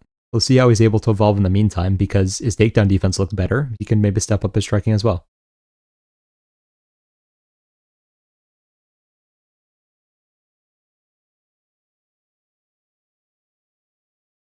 Prime Ilya versus Tony? Probably Ilya. Ewing's jab and footwork looked elite in his last fight. I think he beats Alexandre badly due to having big moments to win rounds. I don't think I agree with any part of that message, not gonna lie. I think his jab looked fine for the level of comp he was fighting.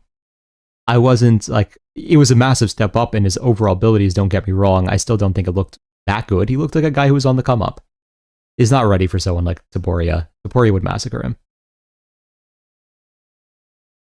Any idea why algorithm put units on Gamrot over Oliver? I mean, it took them off, so it was a temporary thing. Sometimes when it has very low confidence on the fight in general, it gets weird temporary results. But that'll be taken care of in Rather anyways. It's going to have more clear-cut cutoffs there. Islam also fought absolutely nobody before getting a handle shot due to Charles in Abu Dhabi. Yeah, I mean, Islam's resume is not spectacular.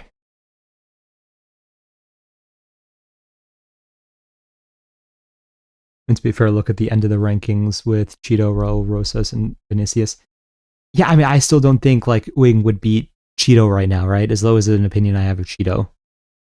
Raul Rosas is an interesting one. If he can stuff the takedowns, he'll beat Rosas for sure. But I'm not sure if he will. Vinicius, yeah, I think I would take him to beat Vinicius.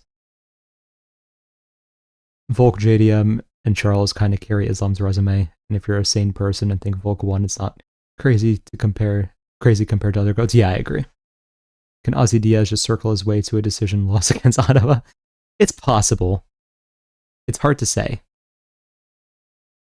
Doing coach is very loud. Fair. Would Pereira have even gotten to where he was if he wasn't speed running the top of the division? Not saying he's an all-time great, but he's also benefited from getting pushed. Sure, but in terms of resume, if we talk about big names that he has legitimate wins over, he definitely has more. Azamat versus Ankalaev or Ulberg. I'd take Azamat probably over both of them. Ankalaev kind of sucks, and I think everyone's going to see that after his next fight.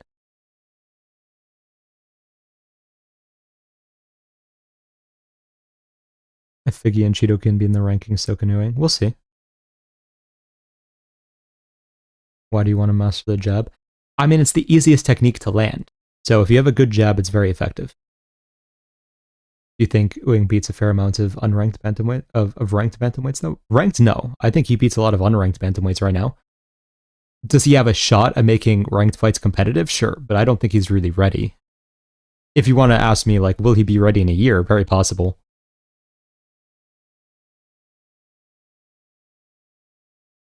Watch Dustin is much better than Alex's resume. I mean, not really when Dustin was notorious for getting taken down and stuff. Good Glory Comp had good resume, plus beat Strickland easily. Yeah, the Strickland name does a lot for him. Yuri, of course, is good.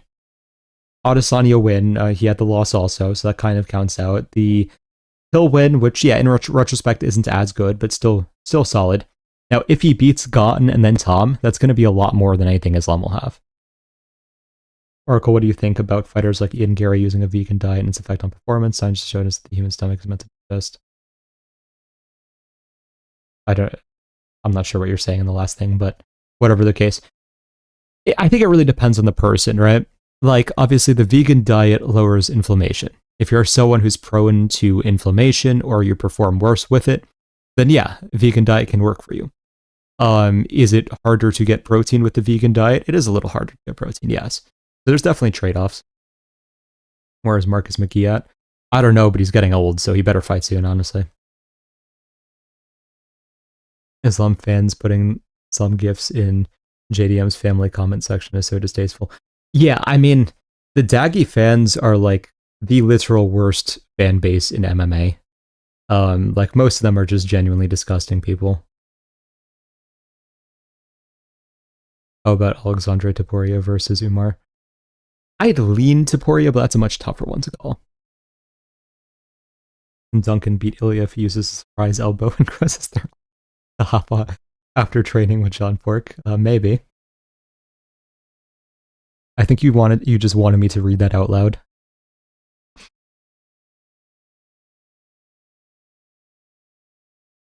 Ankalaev beating Pereira was the worst fluke of all time. Yeah, 100%. I think of Poatan as a big game hunter and not as a multiple-time champion like GSP. Fair. Good night, great breakdowns. Have a good night. And thank you. MVP versus Oralby. I need to see this for reasons. Yeah, Oralby would sub him. Because Oralby will actually shoot takedowns, unlike Sam Patterson. Ankalaev versus Khalil and Whitaker in a 3 and 5 round fight. I might pick Whitaker. I don't think I could pick Khalil, but I might pick Whitaker.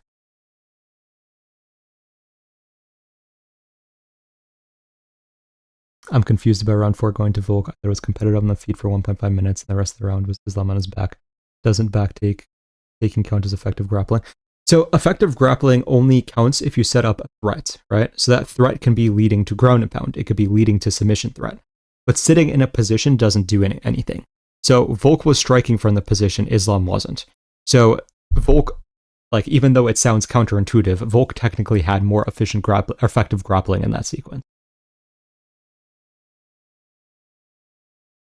I feel like I rate Pereira's win over Hill much higher than others. The way he did it is very impressive in my opinion. The round trip performance really clouds people's judgments. To an extent, yeah, I don't think Hill is as bad as people think, but Could you explain why Trey Shankar beats Hamzat? Just gotta go for the power guillotine, I guess. I'd be really interested in how Gary versus JDM would go because Gary is so good on the outside. Yeah, me too.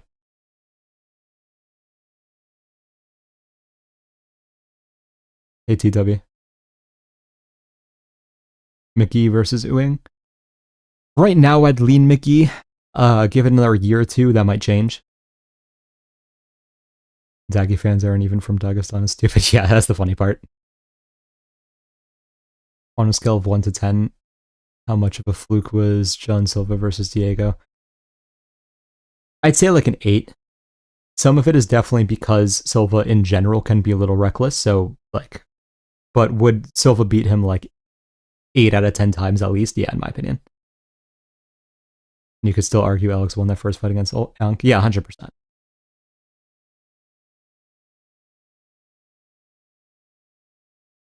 These streams get more live viewers every time. Going to be mainstream in no time. Thank you for the consistent interactive streams. Thank you for being here. I appreciate it. I'm not 100% sure if Whitaker's washed. I think RDR's size overwhelming him. Yeah, in hindsight, it may have just been a weird matchup for Whitaker.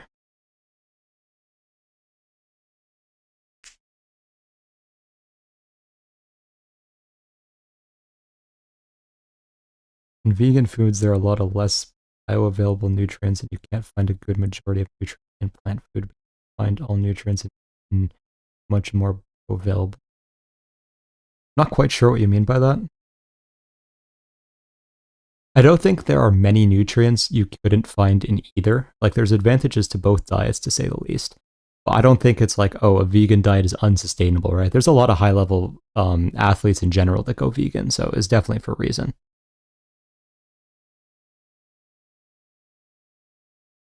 I think a healthy Shavkat would do pretty well still, to be honest. I saw Shay explaining how Morales would lose to Shavkat at least right now.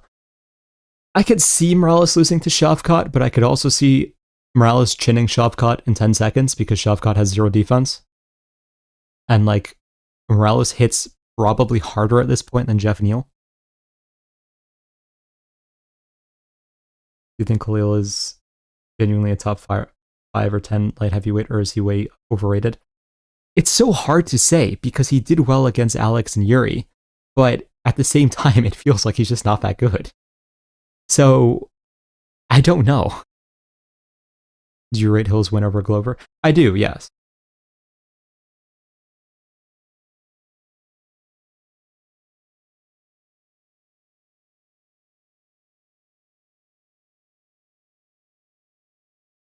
And Gary is the sorest winner of all time. Oh, so, like, which fight?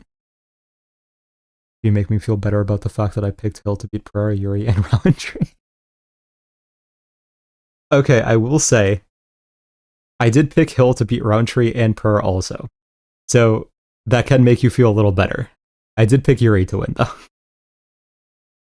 Humans live so much better and feel better and perform better and are more nutritious eating animal-based foods. That part's not true.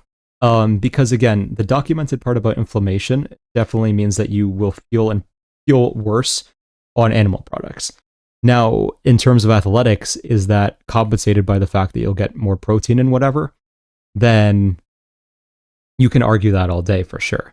But there's advantages of both diets. But in terms of feel, like, now it's definitely been proven that like non-animal based diets do better in that sense. John Silva versus Charles. Honestly, after seeing Charles' last fight, that was so impressive. I still want to lean John, but I'm not sure. Oracle, I saw a Chechen fan say Yakyaev beats Pereira. That's wild. Do you think John versus Rodriguez will happen, or did he just get left out considering everything else is booked? I don't know. UFC really was pushing for John versus Volk. Volk kind of refused it. So we'll have to see what happens. I know you don't like Azamat, but I'd like him to win, because after Jiří beats Ulberg, the division's kind of dead.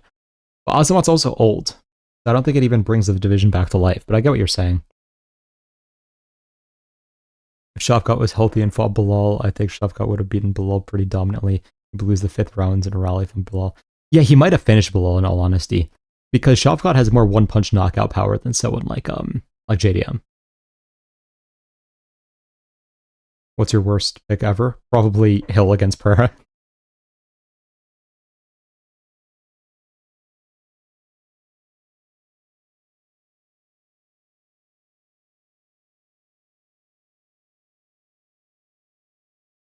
All right, I probably am going to end stream here.